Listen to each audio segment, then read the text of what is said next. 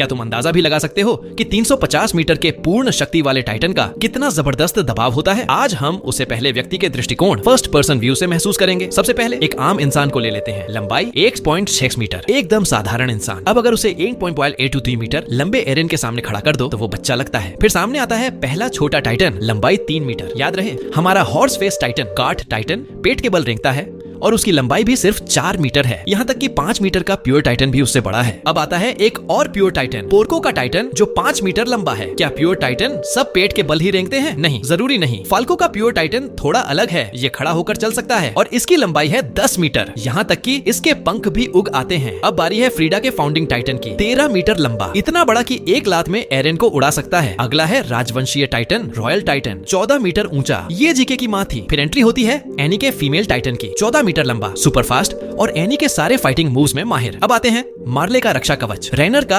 Armoured Titan, लंबाई 15 metre, देखने में ताकतवर, पर नाम है इसका बस दीवार तोड़ पाया टाइटन। इसके बाद आता है एरेन के पापा का अटैक टाइटन, 15 मीटर ऊंचा, जो भविष्य देख सकता है, पर अफसोस उसे एरेन ने पूरे समय कंट्रोल में रखा। अब मैदान में आता है एरेन का खुद का अटैक टाइटन, 15 मीटर का टाइटन, दुनिया का सबसे अहम किरदार। इसे देखकर हर कोई कहता है आई एरेन सामा। इसके बाद आता है वॉरहैमर टाइटन, 15 मीटर का इकलौता टाइटन, जिसके पास हथियार है। उसका कंट्रोलर उसके अंदर नहीं होता, दूर बैठकर एक डोरी के जरिए उसे कंट्रोल करता है। अब हवा में उड़ता दिखता है फाल्को का पंखों वाला टाइटन, लंबाई 20 मीटर, इकलौता टाइटन जो उड़ सकता है। फिर कैमरा मुड़ता है, सामने आता है जीक का बीस्ट टाइटन, लंबाई 17 मीटर, देखने में बहुत ताकतवर, पर इसका सबसे बड़ा दुश्मन वही 1.9 मीटर वाला आम इंसान। अब एंट्री होती है असली दिग्गजों की। सबसे पहले बेरतोल्ट का कोलोसल टाइटन, 60 मीटर ऊंचा, पहले ही एपिसोड में आया था और दीवार को एक लात में गिरा दिया था, बेहद डरावना। इसके पीछे आता है अर्मिन का कोलोसल टाइटन। अब सामने आता है एरेन का कोलोसल टाइटन, 60 मीटर, लेकिन इसमें जुड़ी हुई है